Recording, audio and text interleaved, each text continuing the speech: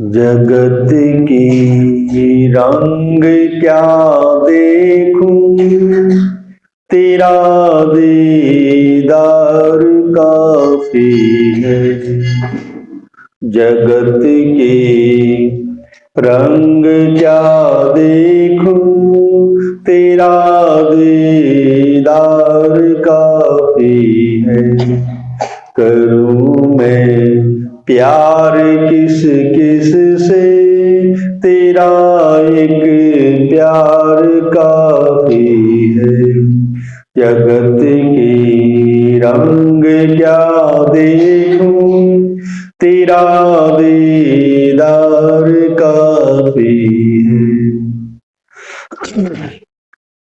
नहीं चाहिए दुनिया के निराले रंग ढंग मुझको, नहीं चाहिए दुनिया के निराले रंग ढंग मुझको, निराले रंग ढंग मुझको।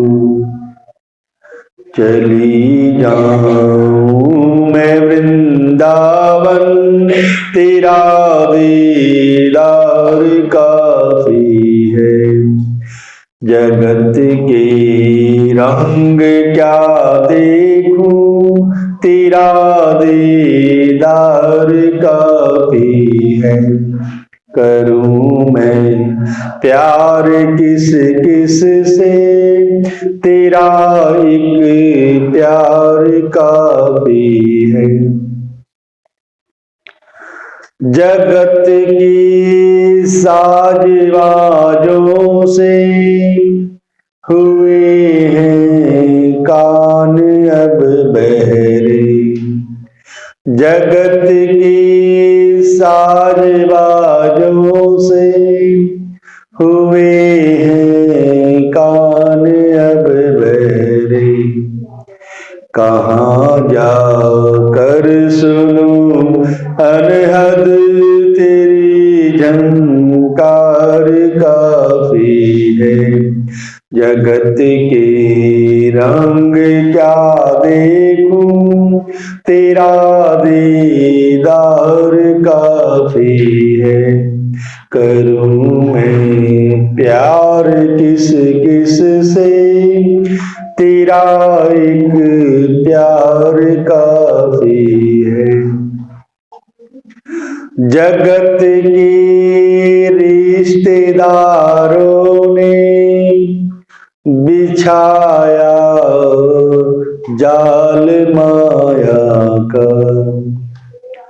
जगत के रिश्तेदारों ने बिछाया जाल माया का। चली जाऊं मैं वृंदावन, तेरा दरबार काफी है। जगत के रंग क्या देखूं, तेरा दीदार काफी है। करूं मैं प्यार किस किस से, तेरा एक प्यार काफी है। जगत की झूठी रोशनी से है आंखें भर गई मेरी। जगत की झूठी रोशनी से है आंखें भर गई मेरी। तेरा दीदार हो हरदम, यही सरकार काफी है। तेरा दीदार हो हरदम, यही सरकार काफी है। जगत के रंग क्या देखूं, तेरा दीदार काफी है। करूं मैं प्यार किस किस से, लायक प्यार काफी है। बोले वृंदावन बिहारी लाल की जय।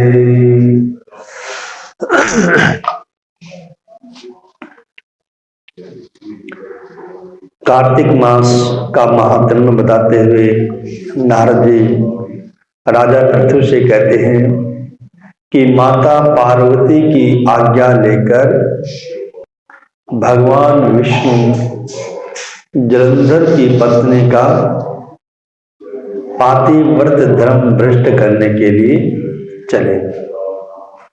जैसा मार्ग जलंधर ने अपनाया उसी का अनुसरण करते हुए जैसे को तैसे की भावना से भगवान विष्णु चले। तो राजा पृथु ने कहा कि हे देवर्षि, अब आप कृपा करके बताएं कि भगवान विष्णु ने वहां जाकर क्या किया और जलंधर की स्त्री का पतिव्रत कैसे भ्रष्ट हुआ।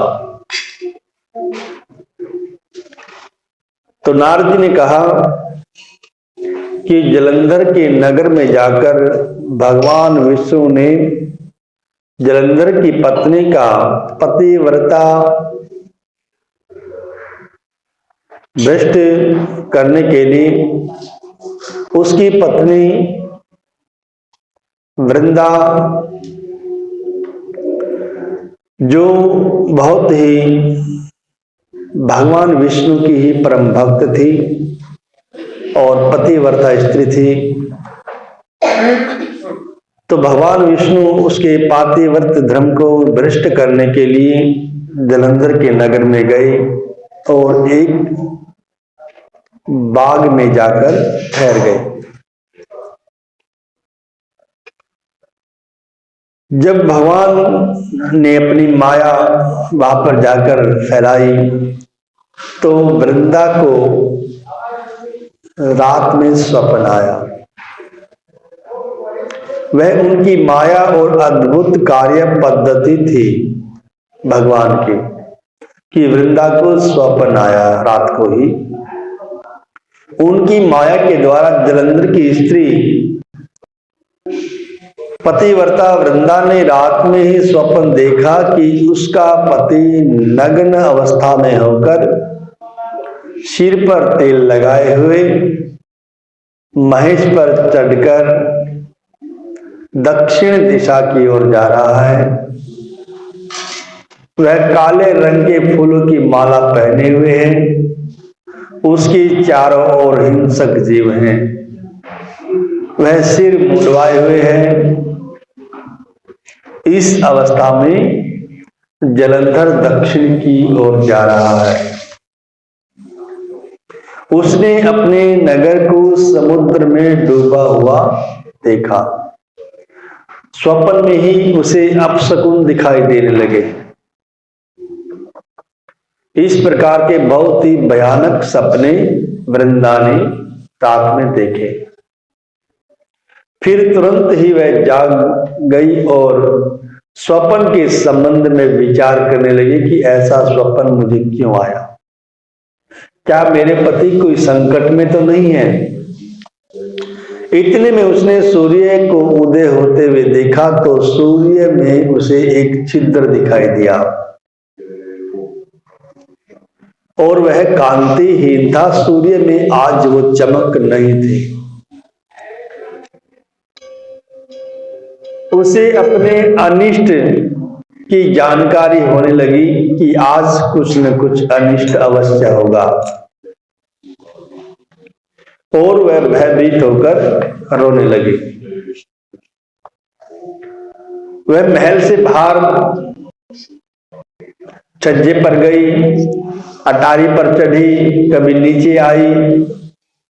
इस प्रकार उसके मन में बेचैनी हो गई, मन उदास हो गया। उसको कहीं भी शांति प्राप्त नहीं हुई।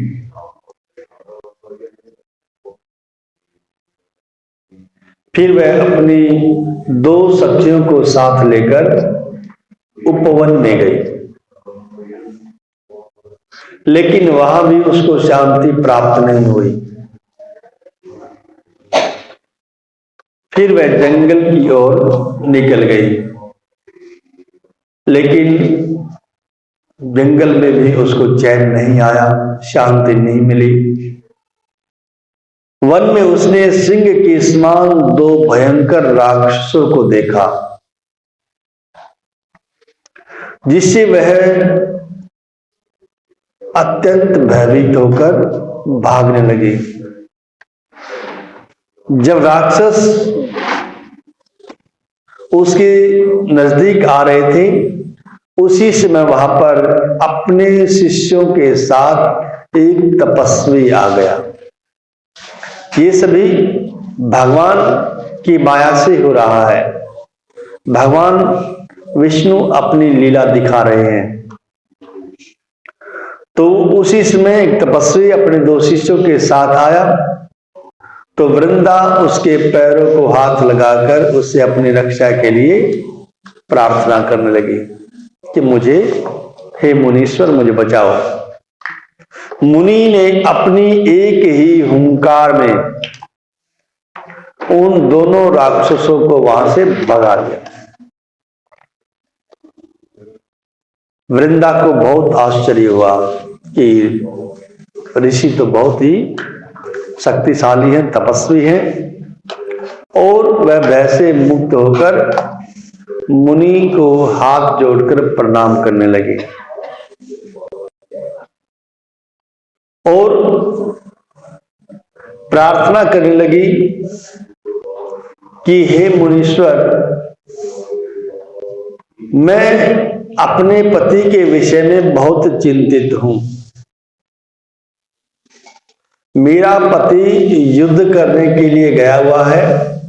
मैं उसकी कुशल क्षेम जानना चाहती हूं, क्या वो ठीक ठाक है? मुनि ने मौन होकर आगे पीछे देखकर कुछ कहना चाहा। उसी समय दो वानर उनके पास आकर हाथ जोड़कर खड़े हो गए। जो ही मुनि ने भ्रुकुटी का संकेत किया तो वह उड़कर आकाश में चले गए। फिर वह जलंधर का सिर व धड़ लेकर मुनि के पास आ गए। दो वानर भगवान का आदेश पाते ही आकाश में गए और कुछ ही समय में जो है जलंधर का कटा हुआ सिर और धड़ लेकर आए। तब तो वृंदा बहुत ही दुखी हुई। वह अपने पति को मरा हुआ जानकर मूर्छित होकर धरती पर गिर पड़ी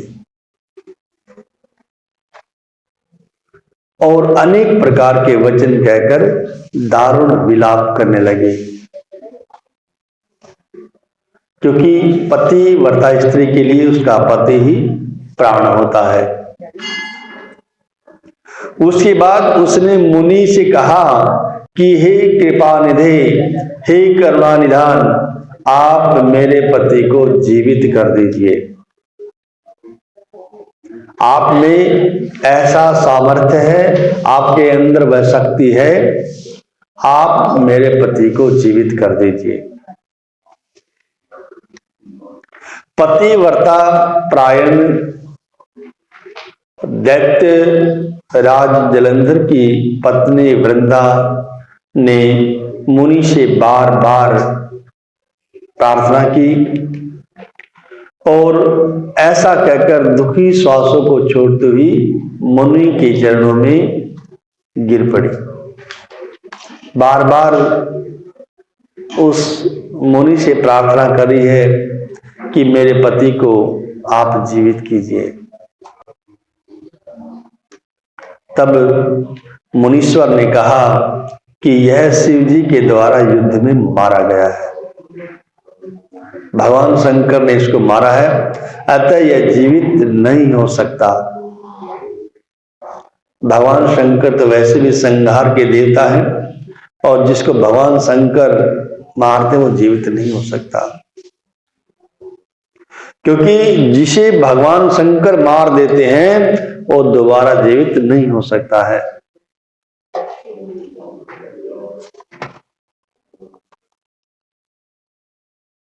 लेकिन शरणागत की रक्षा करना सनातन धर्म है। सनातन धर्म की ये विशेषता है कि शरण में आए की रक्षा करते हैं। आज भी हम जितने भी सनातनी हैं, हिंदू धर्म को मानने वाले हैं, कोई भी हमारे पास किसी प्रकार से भी याचना लेकर आते हैं तो हम सबकी यही प्रार्थना होती है, हम सभी ये प्रयास करते हैं कि उसकी सहायता की जाए। अतः कृपा करके मैं इसे जिला देता हूं। श्री नारद जी कहते हैं कि वह मुनि साक्षात कौन थे? भगवान विष्णु। ये सारी माया भगवान विष्णु ने रची थी। वृंदा को स्वप्न आना, स्वप्न में अपशकुन दिखाई देना, और फिर वन में 2 राक्षसों को देखना, फिर मुनीश्वर को देखना अपने शिष्यों के साथ, ये सभी भगवान ने अपनी माया से रचा था। भगवान विष्णु ने साक्षात अपनी माया फैलाई थी। वह वृंदा के पति को जीवित करके अंतर ध्यान हो गए, अर्थात भगवान स्वयं उस शरीर में, जलंधर के शरीर में प्रविष्ट हो गए। और वो जलंधर का शरीर भी वास्तविक नहीं था। जलंधर तो युद्ध भूमि में भगवान शंकर के साथ युद्ध कर रहे। तो ये सभी भगवान विष्णु की माया थी और भगवान विष्णु ने स्वयं जलंधर का रूप धारण किया।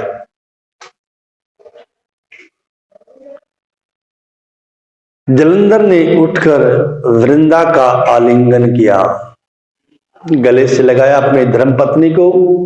वृंदा भी पति को जीवित देखकर बहुत खुश हुई और वह अपने पति से बातें करते हुए उसने अपना स्वप्न अपने पति को सुनाया, सारी घटना अपने पति को बताई। सारी एक घटना को एक स्वप्न मात्र मानकर वह अपने पति के साथ आलिंगन कर रही है। उसके बाद वृंदा सकाम हो बहुत दिनों तक अपने पति के साथ विहार करती रही। एक दिन उसने संभोग काल के अंत में भगवान विष्णु को पहचान लिया। तब वह उन्हें प्रताड़ित करती हुई, धिक्कारती हुई वृंदा बोली कि हे पर स्त्री से गमन करने वाले विष्णु, तुम्हारे शील को धिक्कार है। मैंने जान लिया है कि वह मायावी तपस्वी तुम ही थे। मैंने तो आपकी बहुत अधिक भक्ति की है और आपने मेरे साथ ये छल किया। हे राजन, ऐसा कहकर क्रुद्ध होकर क्रोध में पतिव्रता ने अपने तेज को प्रकट करते हुए भगवान विष्णु को श्राप दे दिया। श्राप में कहा कि जो तुमने अपनी माया से 2 राक्षस मुझको दिखाए थे, वे दोनों राक्षस किसी समय तुम्हारी भी स्त्री का हरण करेंगे और उसके विरह में जिस प्रकार मैं अपने पति के विरह में अब दुखी हूं, तुम भी अपने पत्नी के विरह में दुखी होकर भटकोगे और तुम वानरों की सहायता से वन में भ्रमण करोगे। जो बंदर तुम्हारे साथ थे उस समय भी तुम्हारे साथ ही होंगे। और वह सर्वेश्वर जो इस समय तुम्हारा शिष्य बना हुआ है वह वहां पर तुम्हारा साथी रहेगा। ऐसा कहकर पतिव्रता वृंदा भगवान विष्णु के लाख मना करने पर भी भगवान विष्णु ने बहुत उसको समझाना चाहा, लेकिन जो पतिव्रता स्त्री होती है वो अपने पति के लिए प्राण न्यौछावर कर देती है। उसका पति ही उसके लिए भगवान होता है। ऐसा बार बार भगवान विष्णु के मना करने पर वृंदा ने अग्नि में प्रवेश कर दिया। ब्रह्मा आदि देवता आकाश से उसका प्रवेश देखते रहे। वृंदा के शरीर का तेज माता पार्वती के शरीर में चला गया और आकाश में जय जयकार होने लगी। पतिव्रता धर्म के प्रभाव से वृंदा ने मुक्ति को प्राप्त किया। बोले विष्णु भगवान की जय। श्री कृष्ण गोविंद हरे मुरारी, हे नाथ नारायण वासुदेवा। श्री कृष्ण गोविंद हरे मुरारी, हे नाथ नारायण वासुदेवा। बोले वृंदावन बिहारी लाल की जय। आज नरक चतुर्दशी है, छोटी दीपावली जिसको हम कहते हैं। लगातार हम 5 दिन ये त्योहार मनाते हैं। धनतेरस, छोटी दीपावली, फिर दीपावली और उसके बाद अन्नकूट, गोवर्धन और फिर भैया दूज। आज नरक चतुर्दशी है जिसको हम छोटी दीपावली कहते हैं। आज के दिन जो एक राक्षस था नरकासुर, उसने 16,100 सुंदर कन्याओं को, संसार में जितनी सुंदर कन्याएं थी उनको बंदी बना लिया और अनेक ऋषि महर्षियों को भी उन्होंने बंदी बनाया था। और उसको एक श्राप था कि उसकी मृत्यु स्त्री के द्वारा ही होगी। तो भगवान कृष्ण ने इसी दिन सत्यभामा की सहायता से उस नरकासुर का वध किया था और सभी 16,100 कन्याओं को मुक्त किया था। बाद में उन सभी को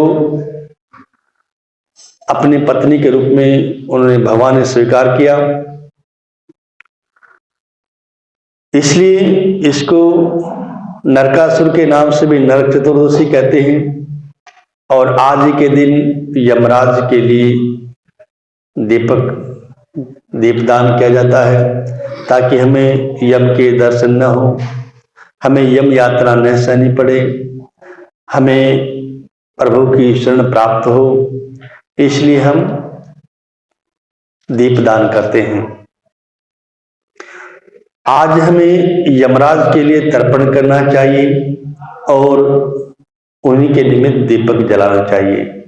इसे छोटी दीपावली भी हम कहते हैं। दीपक जलाने की विधि त्रयोदशी से अमावस्या तक की है, 3 दिन तक। और इसका एक और कारण भी है। इन 3 दिनों में ही भगवान विष्णु ने ही वामन अवतार लेकर तीनों लोकों को माप दिया था।